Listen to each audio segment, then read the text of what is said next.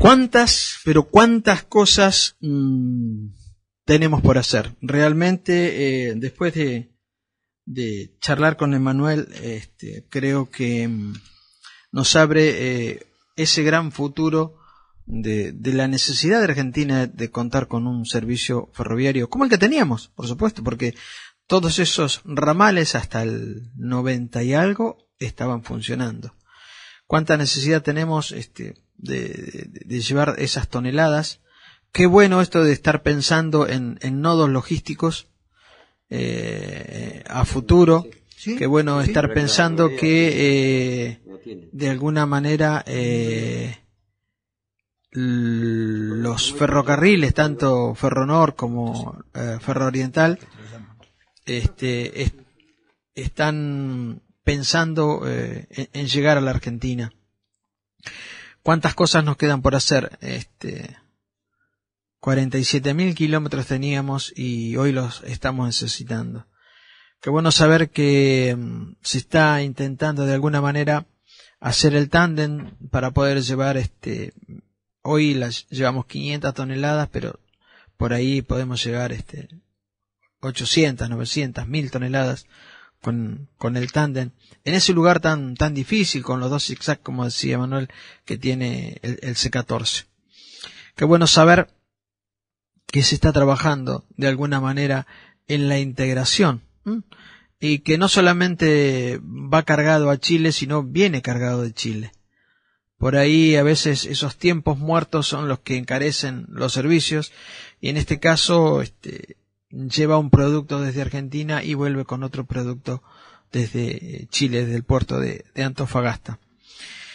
Ojalá todo eso que se hace en el norte argentino en algún momento lo podamos hacer, ese puerto seco, esa ciudad logística, como es nuestro sur argentino, en el caso particular de Zapala. ¿Cuántas cosas podríamos hacer? Así que esperamos que las autoridades sigan trabajando mancomunadamente en la vuelta del ferrocarril.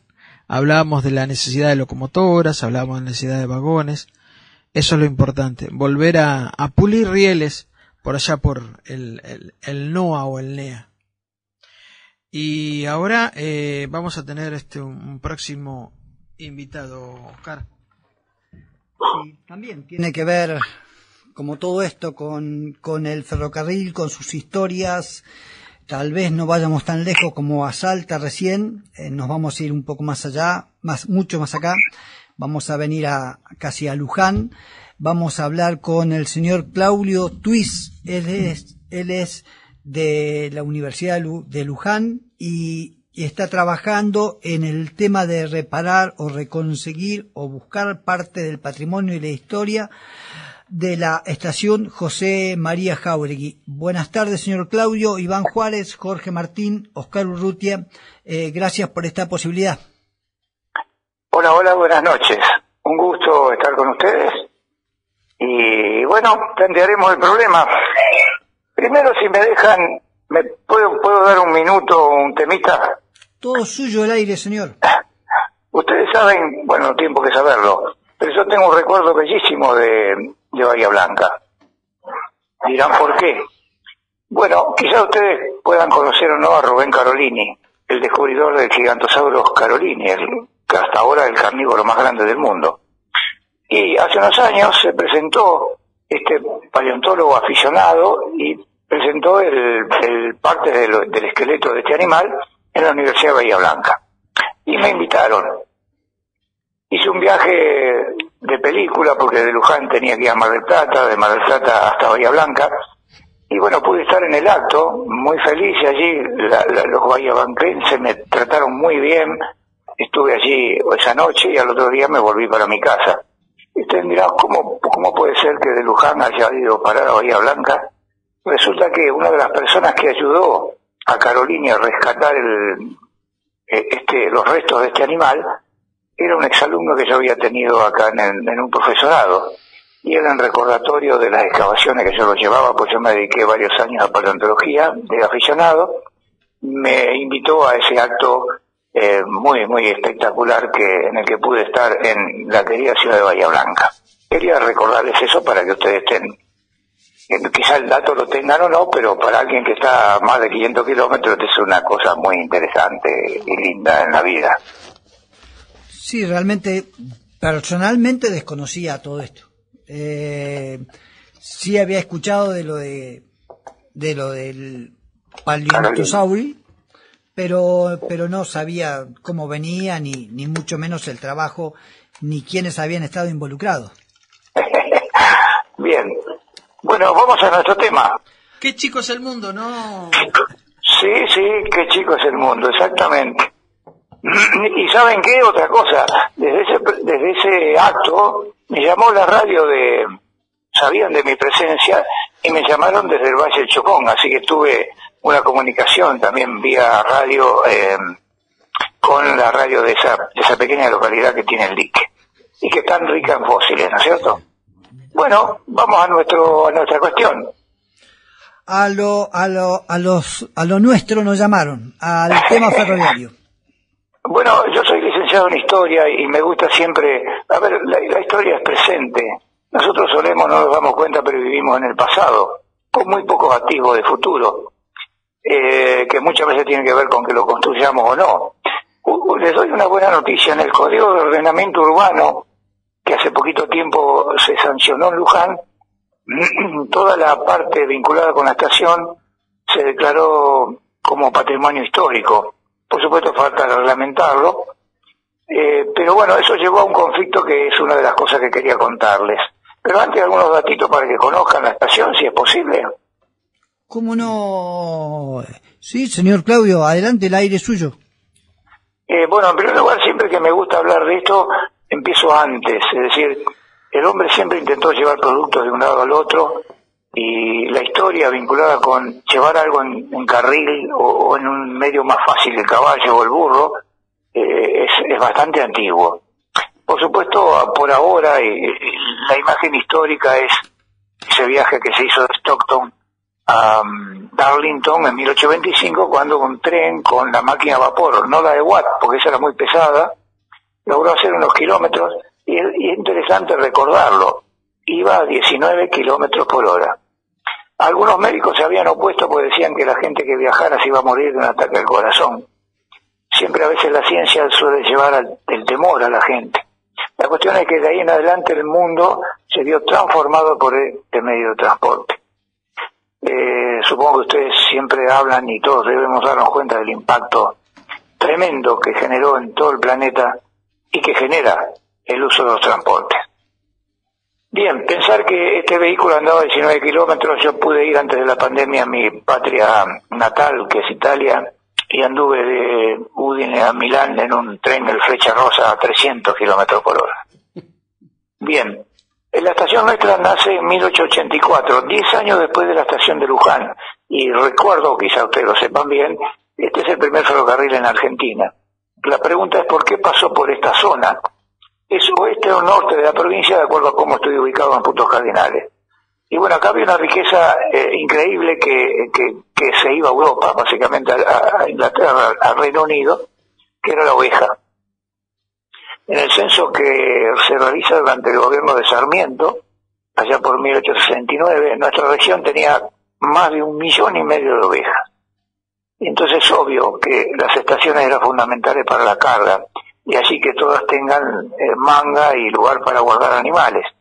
Pero en nuestra localidad el ferrocarril nació en relación a la industria. ¿Por qué? Bueno, los hermanos Mujica en una parte del río Luján hacen un desvío y comienzan a realizar un molino harinero. La pregunta sería ¿por qué en una zona tan descampada? En esa época no había hábitat. Luján tenía, en 1869 tenía 10.000 habitantes, a ver, lo decimos de vuelta, 10.000 habitantes, de la cual más de la mitad eran extranjeros. Y claro, el extranjero quería comer pan, quería comer productos derivados de la harina, ya que la gastronomía criolla tenía más que ver con la carne, ¿no? Y entonces el molino harinero fue un buen negocio. Primero abasteció a Luján, alrededores, y después lo compra la familia Jáuregui y ve el negocio perfecto de poder llevar el producto a la capital federal, a la ciudad de Buenos Aires. De así que José María, por varios son los Jáuregui que tienen que ver con este pueblo. José María paga el terreno, paga la construcción de la estación, y de ahí en adelante se pudo exportar, llevar este producto a Buenos Aires. De modo que ese es el origen básico.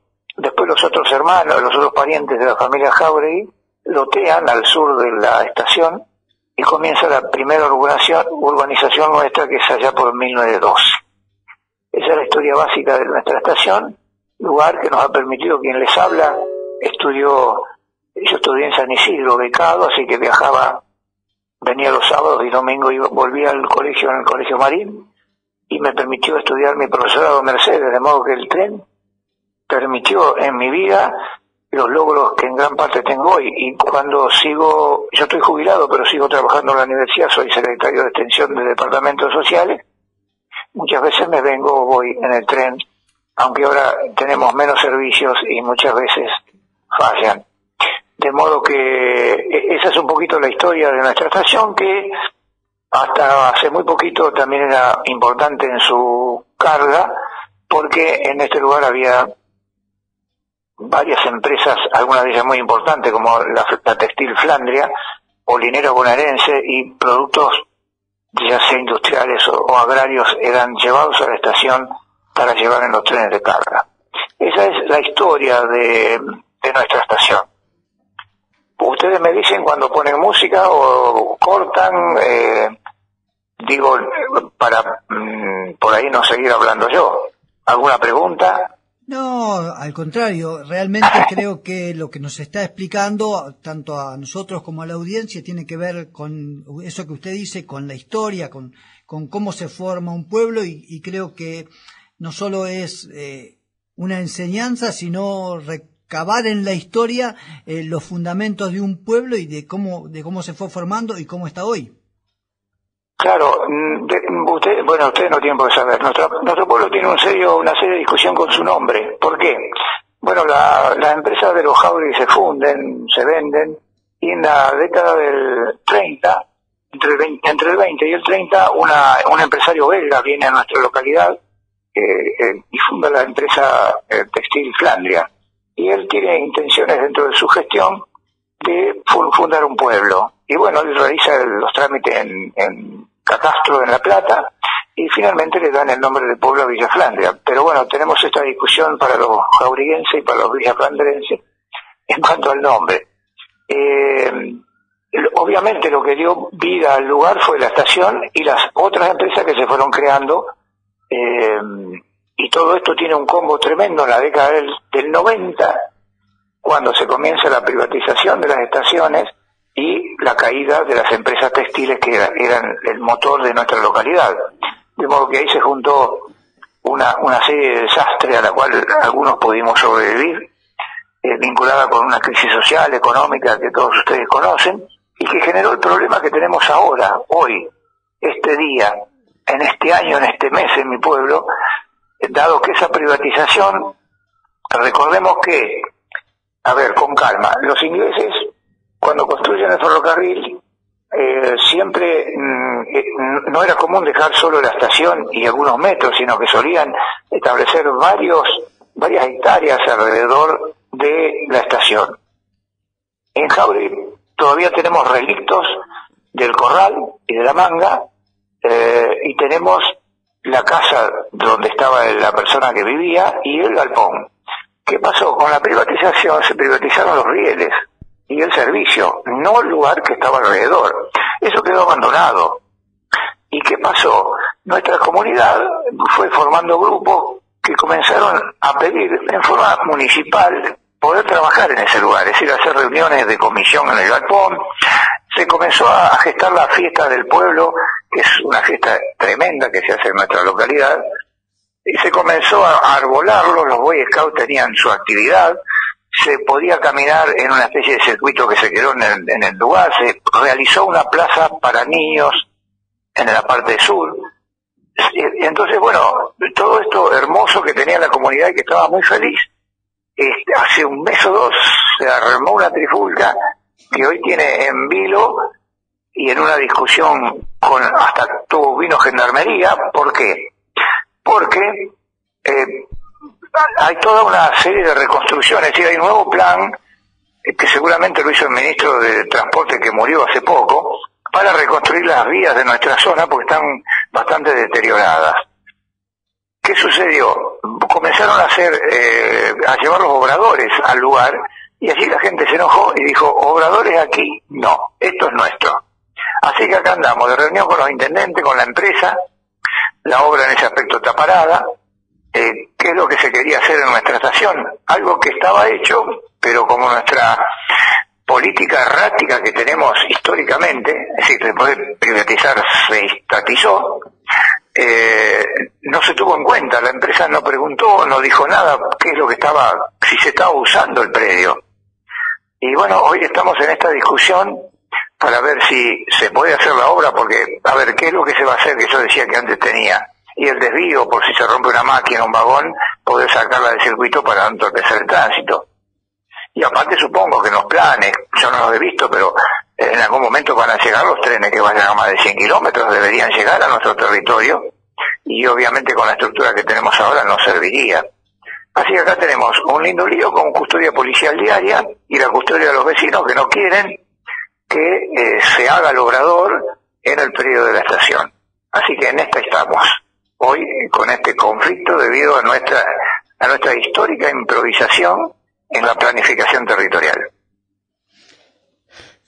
Cuando uno ve eso que usted decía y de pronto buscando en la historia del pueblo ve que se llevaron el nomenclador de la estación y está en una casa particular, que la misma gente se oponga al progreso pareciera realmente algo ilógico. Sí.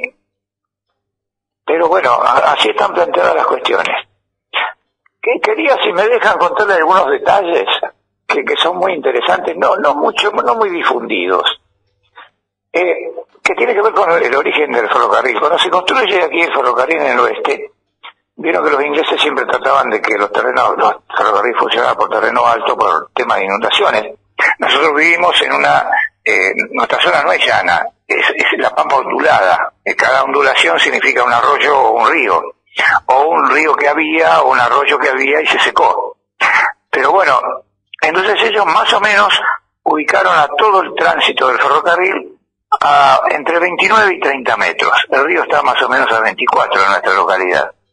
Y resulta que yo fui fundador de algunas ONG que trabajamos temas de naturaleza en nuestro pueblo, y nos gustaba recorrer todos los lugares que conocemos.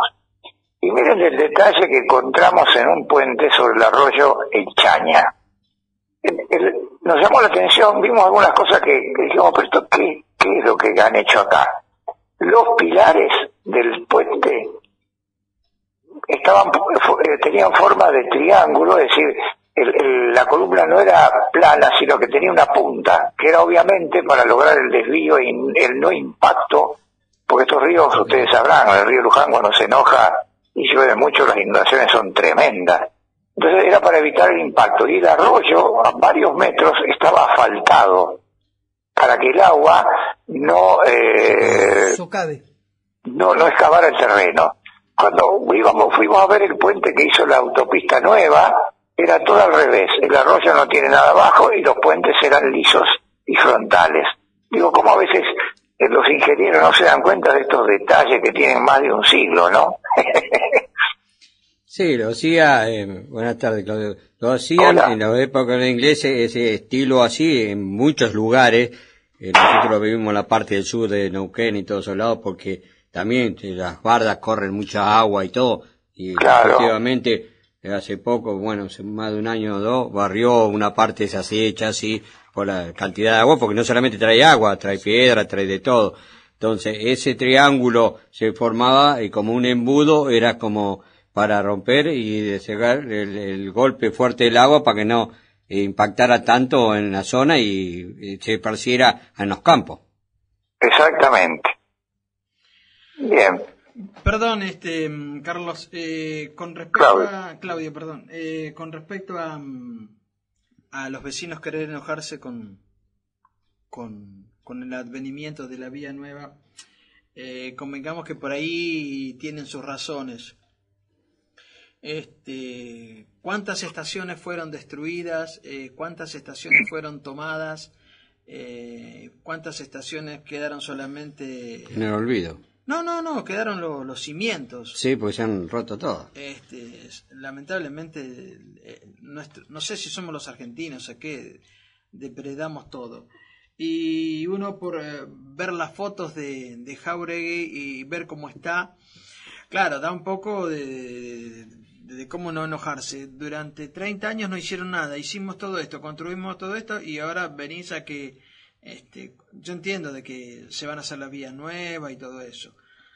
Yo creo que el resultado de todo esto sería firmar un acuerdo con la empresa que viene a hacer la obra y decir, bueno, te dejo que ponga los rieles, los durmientes, pero vos me lo tenés que devolver como yo te la di, como yo te la entrego. O sea, no ponerse a lo que vendrá, porque por ahí pueden venir esos trenes de 100 kilómetros. Pero convengamos que, a ver, el esfuerzo nadie se lo devuelve a nadie. Y por ahí a veces uno tiene sus razones en enojarse. Porque realmente a veces vienen, rompen y se van. Vienen, rompen y se van. Y todo tu esfuerzo de 15 o 20 años, de toda esa gente que tomó la estación como propia... para cuidarla. Claro, y la mantuvo en pie, que no es poco. No, totalmente de acuerdo. Acá tiene que sentarse a hablar de dejar el lugar como está, que hagan la obra y que se siga haciendo un predio donde la población haga sus actividades como los hacía siempre, ¿no es cierto? Sí, ojalá todo llegue a buen término, ojalá se pueda hacer la obra y que los vecinos vuelvan a tener ese lugar que con tanto ahínco mantienen en pie. Si no sería más fácil dejarlo que crezcan los suyos, total, no hay problema. Pero bueno, cuando por ahí uno se toma el esfuerzo de 15 o 20 años de diferentes personas, mantenerlo al día, es como que duele que vengan y con una topadora te rompan todo o todas las plantas, todos los jardines, todo lo que de alguna manera se ha hecho ahí en Jáuregui, ¿no? Claro, es decir, se le dio vida a un lugar que estaba abandonado. Esa es la cuestión. Lo que sería, Claudio, lo correcto, como decía Iván o Oscar, el progreso también uno no lo puede llegar a parar porque es un bienestar y un beneficio para muchos pymes, mucho trabajo, pero, como decían ellos, se puede sentar a dialogar ese trecho donde tiene que correr el tren, como estaba antiguamente, 1, 2, 3 metros, que pueda pasar la vía y dejarlo el resto de los predios porque la gente lo cuide y que lo mantenga esa zona, pero no evitar el progreso y el bienestar para todo, para ellos también en el riesgo del día de mañana. Lo que pasa es que ya va casi un mes de negociaciones y parece que no se llega a ningún acuerdo. Esperemos que en estos días, porque el intendente claramente, bueno, lo que pasa es que el intendente acá tiene un problema político. ¿En qué sentido? La obra la genera el Estado peronista y el intendente es peronista. Entonces acá debería llegarse a un acuerdo político muy claro y concreto, sin mucha vuelta, pero no sé por qué no se logra. No es una cuestión política, es una cuestión de Estado. Claro, es una cuestión de Estado. Acá la política de dejar el Estado y el bienestar es para todo el mundo, no para el que se beneficia. Acá sería un bien para todo, para la sociedad y de donde está el Estado y para el mismo Estado. Siempre a veces tenemos que ceder un poquito para que el futuro esté con nosotros, ¿no? Porque por ahí se pueden renegar también, sí, bueno, no le hacemos nada a la vía, que vayan a 19 kilómetros de vapor. Claro. Bueno, esperemos que esto pueda llegar a buen puerto y, bueno, ojalá cuando se llegue al arreglo lo llamo, así nos quedamos tranquilos. Pero bueno, realmente muy feliz de que Gustavo haya iniciado y puesto en camino con ustedes. Un gusto haberlos conocido y no perdamos los vínculos. No, al contrario, señor Claudio, gracias a usted por contarnos cómo nació, cómo se formó la estación Jáuregui, parte de su historia para poderla conocer, para poderla asimilar. Así que agradecidos por su tiempo y seguramente, como usted dijo, seguiremos en contacto. Bien, muy amables y muchas gracias, y que tengan un feliz domingo. Gracias y buen fin de semana. Hacia las colinas de la oscuridad.